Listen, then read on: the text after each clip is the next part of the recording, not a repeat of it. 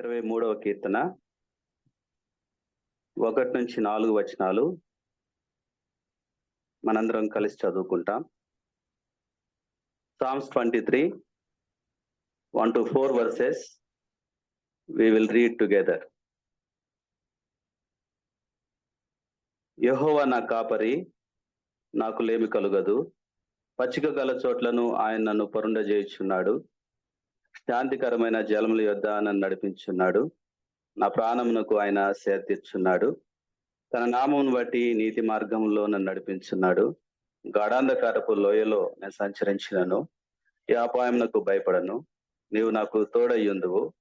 నీ దుడ్డు కర్రయు నీ దండమును నన్ను ఆదరించును. పిల్లరా, మనం చదువుకున్న వాక్య భాగంలో ప్రభు పచ్చిక గల చోట్ల గురించి రాయించారు, శాంతికరమైన జలముల గురించి రాయించారు, నీతి మార్గముల గురించి రాయించారు. సడన్ గా అనూహ్యంగా గాఢాంధకారపు లోయల గురించి ప్రభు రాయించారు. పచ్చిక గల చోట్లు, శాంతికరమైన జలములు, నీతి మార్గములు అవి ఒక సమూహానికి చెందినవి. గాఢాంధకారపు లోయ పూర్తిగా భిన్నమైంది. లోయ వేరు, గాఢాంధకారపు లోయ వేరు. సహజంగా లోయలో విషపూరితమైన మొక్కలు, జంతువులు, ఎటువంటి త్రోవ లేని పరిస్థితి ఉంటుంది. అసలే విషపూరితమైన జంతువులు, మొక్కలు, ఎటువంటి త్రోవ లేని ఆ లోయలో సడన్ గా గాఢాంధకారమయమైతే అది లోయ కంటే ఎంతో ప్రమాదకరంగా, భయంకరంగా ఉంటుంది. మరొక ప్రమాదం పొంచి ఉంది ఏంటంటే, గాఢాంధకారపు లోయలో అనూహ్యంగా, unexpectedly enemy can attack any time. గాఢాంధకారపు లోయలో శత్రువు కూడా దాడి చేసే అవకాశం ఉంది. అటువంటి గాఢాంధకారపు లోయలో నువ్వు నేను ప్రయాణించే పరిస్థితులు వస్తాయి. పచ్చిక గల చోట్లతోటే బహుశా ప్రారంభించవచ్చు మన యొక్క రక్షణ జీవితాలని. నీతి మార్గాల్లో మనం నడిచి వెళ్తూ ఉండొచ్చు.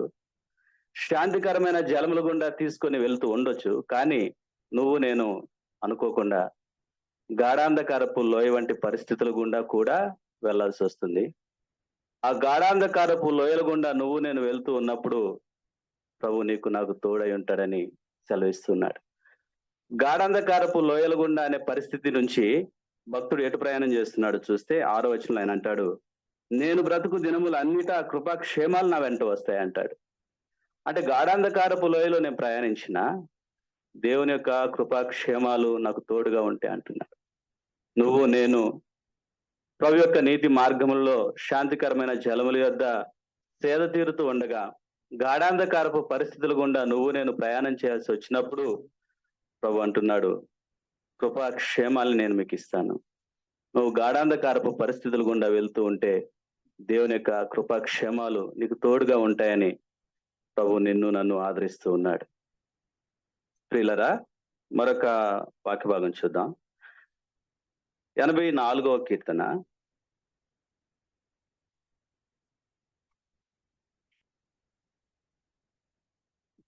4 నుంచి 7 వచనాలు చదువుతాను. 84వ కీర్తన 4వ వచనం. నీ మందిరమునందు నివసించువారు ధన్యులు, వారు నిత్యము నిన్ను స్తుతించుదురు. నీ వలన బలమునందు మనుషులు ధన్యులు. యాత్ర చేయు మార్గములు వారికి అతి ప్రియములు.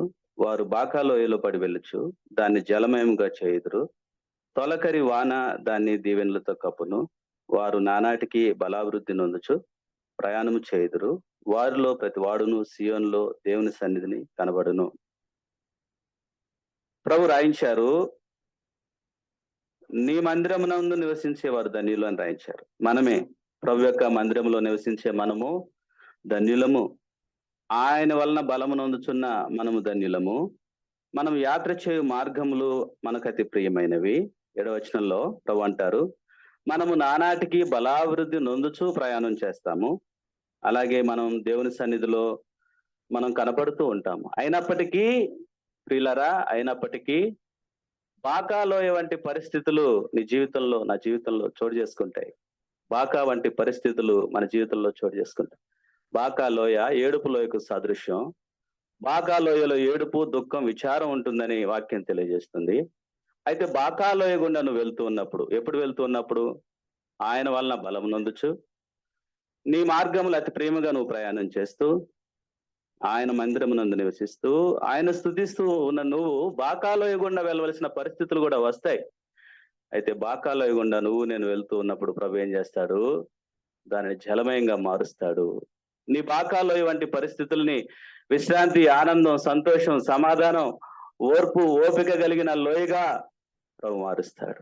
ఆనందపు లోయగా ప్రభు మారుస్తాడు. బాకా లోయని ఆనందపు లోయగా మార్చే దేవుణ్ణి ఈ ఉదయకాలమున నువ్వు నేను ఆరాధించబోతూ ఉన్నాం. గాఢంధకారపు లోయని కృపాక్షేమాలు కలిగిన లోయగా మార్చే దేవుణ్ణి నువ్వు నేను ఆరాధించబోతూ ఉన్నాం. మరొక వాక్య భాగం చూద్దాం. 2 దినవృత్తాంతములు, 2 Chronicles chapter 20 verse 25 and 26. 2 Chronicles chapter 20 verse 25 and 26. యెహోషాపాతును అతని జనులను వారి వస్తువులను దోచుకొనుటకు దగ్గరకు రాగా అశ్షావముల యొద్ద విస్తారమైన ధనమును ప్రశస్తమైన నగలను కనబడెను. వారు తమకిష్టమైనంత మట్టుకు తీసుకొని తాము కొనుపోగలిగినంతకంటే ఎక్కువగా ఒలుచుకొండ్రి. కొల్ల సొమ్ము అతి విస్తారమైనందున దాన్ని కూర్చుటకు 3 దినములు పట్టెను. 4వ దినమున వారు బెరాకా లోయలో కూడిరి. అక్కడ వారు యెహోవాకు కృతజ్ఞతాస్తుతులు చెల్లించినందున నేటి వరకు ఆ చోటికి బెరాకా లోయ అని పేరు. ప్రియులారా, యెహోషాపాతు యోధులు ప్రభు మీద ఆధారపడి జీవిస్తున్న కాలం. అప్పుడు మోయాబీయులు, అమ్మోనీయులు, మెయోనీయులు కలిసి వారి మీద యుద్ధం చేయటానికి వచ్చి వాళ్ళని భయభ్రాంతులకు గురి చేసిన దినాలలో బలహీనంగాను వారికంటే తక్కువగాను కనిపిస్తున్న యెహోషాపాతు యూదులు ఏం చేస్తారంటే మన దేవుని మీద ఆధారపడుతూ వచ్చారు. ఇశ్రాయేలీల పరిశుద్ధ దేవుడు, విమోచకుడు అయిన మన ప్రభు మీద ఆధారపడుతూ వచ్చారు. ఎప్పుడైతే వారి మీద ప్రభు మీద ఆధారపడ్డారో ప్రభు ఏం చేశారంటే ఆ యొక్క మోయాబీయులు, అమ్మోనీయులు, మెయోనీయులలో వారి మీద ఒకరినొకరు చంపుకొని చనిపోయేలా ప్రభు వారు చేశారు. ఒకవేళ ప్రభు ఆ విధంగా చేసి ఉండకపోతే అని మనం ఆలోచిస్తే, ఒకవేళ ప్రభు సహాయం అందకపోతే, ఏ లోయలో అయితే కృతజ్ఞతాస్తుతులు చెల్లించి బెరాకా లోయగా పిలువబడిందో అదే లోయలో యుద్ధాలు, పోరాటాలు, భయాలు, మరణాలు, రక్తం, శవాలతో ఆ లోయ నిండుండేది అని మనం గ్రహించుకోవచ్చు. పిల్లరా, యుద్ధాలతోటి, పోరాటాలతోటి, మరణాలతోటి, రక్తంతో, శవాలతో నిండాల్సిన లోయని ప్రభు ఏ లోయగా మార్చాడు? కృతజ్ఞతాస్తుతులు చెల్లించే బెరాకా లోయగా ప్రభు మారుస్తూ వచ్చారు. నీ జీవితంలో, నా జీవితంలో అటువంటి భయములతో కూడిన, పోరాటాలతో కూడిన, మరణాలతో కూడిన పరిస్థితులు గుండా వెళ్లాల్సి వస్తే ప్రియులారా, ఆ లోయను ఏం చేస్తాడు? ఆ పరిస్థితులను ఏం చేస్తాడు? ఆరాధించే పరిస్థితిగా మార్చివేస్తాడు, స్తుతించే పరిస్థితిగా మార్చివేస్తాడు, కృతజ్ఞతాస్తుతులు చెల్లించే పరిస్థితిగా ప్రభు మార్చివేస్తాడు. గాఢాంధకారపు లోయలో నీకు కృపాక్షేమాలను ఇస్తాడు. బాకా లోయలో నీకు ఆనందాన్ని ఇస్తాడు. నీకు బెరాకా ఆ యొక్క మరణం వంటి భయంతో కూడిన లోయని నీ జీవితంలో బెరాకా లోయగా ప్రభు మారుస్తాడు. మరొక వాక్య భాగం చూద్దాం. యెహెజ్కేలు గ్రంథం 37వ అధ్యాయం మొదటి 2 వచనాలు. యెహోవా హస్తం నా మీదికి వచ్చెను, నేను ఆత్మవశున్నై ఉండగా యెహోవా నన్ను తోడుకొని పోయి ఎముకలతో నిండి ఉన్న ఒక లోయలో నన్ను దింపెను. ఆయన వాటి మధ్య నన్ను ఇటు అటు నడిపించుండగా ఎముకలు అనేకములు ఆ లోయలో కనబడెను. అవి కేవలము ఎండిపోయినవి. ప్రియులారా, మరొక లోయ మనం చూస్తూ ఉన్నాం. ఈ లోయలో అనేకమైన ఎముకలు ఉన్నాయి. అది మొదటి విషయం. రెండవది, ఎముకలన్నీ కూడా ఎండిపోయిన పరిస్థితిలో ఉన్నాయి. అది రెండో విషయం. మూడవది, ప్రవక్త వాటి మధ్య నడుస్తూ ఉన్నాడు కాబట్టి ఎముకల మధ్య చాలా గ్యాప్ కూడా ఉంది.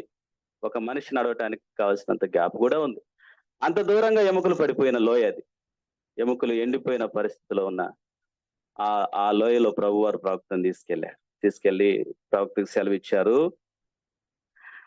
ఆయన నాకు ఇచ్చిన ఆజ్ఞ ప్రకారం నేను ప్రవచించుచుండగా అని అంటాడు. అంటే ప్రభు ఆజ్ఞనిచ్చాడు, ప్రవచించుము వాటికి ప్రాణం వస్తుందని ప్రభు ఆజ్ఞనిచ్చాడు.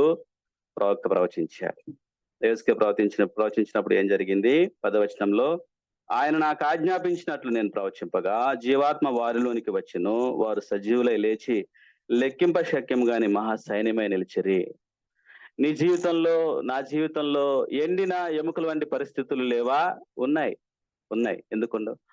కాబట్టి ఎండిపోయిన ఎముకల వంటి పరిస్థితులున్న నీ జీవితంలో ప్రభు ఏం చేయబోతూ ఉన్నాడు అనంటే జీవంతో నింపబోతూ ఉన్నాడు.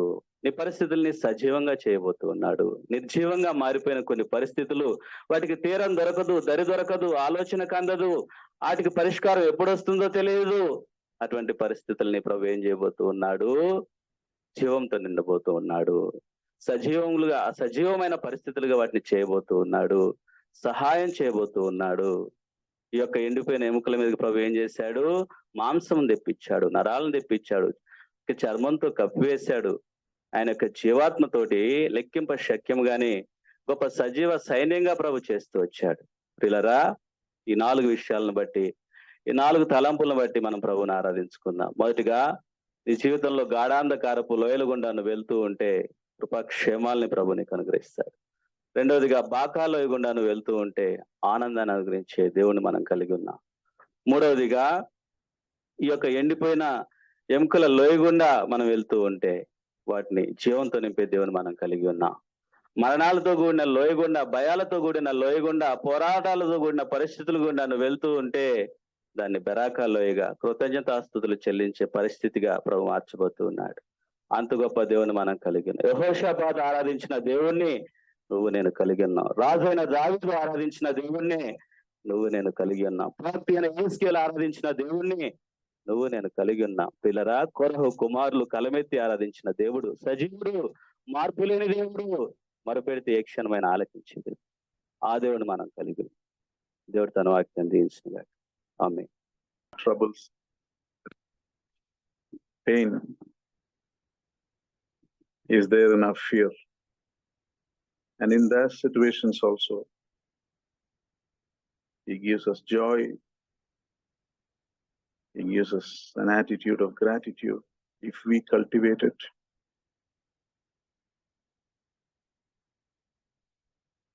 Let us take this time. After you worship, you can sit down, and then those who want to individually worship can take this time. Let us, for this time that you've given us, and thank you for your precious word, Lord. Thank you, Lord, that you're there with us in our valleys, to turn our sufferings, to turn our sorrows into times of joy, times of thanksgiving, and in times to come to life, Lord. In the valley, we can be among the dead bones, but as you move among us, we become alive in you. We come into the greatest life that is ever there. Thank you, Lord, that you remove our fears and you comfort us and fill us with your peace. We rejoice in you, Lord, that you're a God who not only we can thank in the good times of our life, but also in the sad times of our life. Because your presence is there, your restoration is there. And you bring us even closer to you. You take us even into a greater blessing. We thank you, we praise you, Master. Accept our worship, for we offer this in the sweet and exalted name of our Lord and our Savior, Jesus Christ.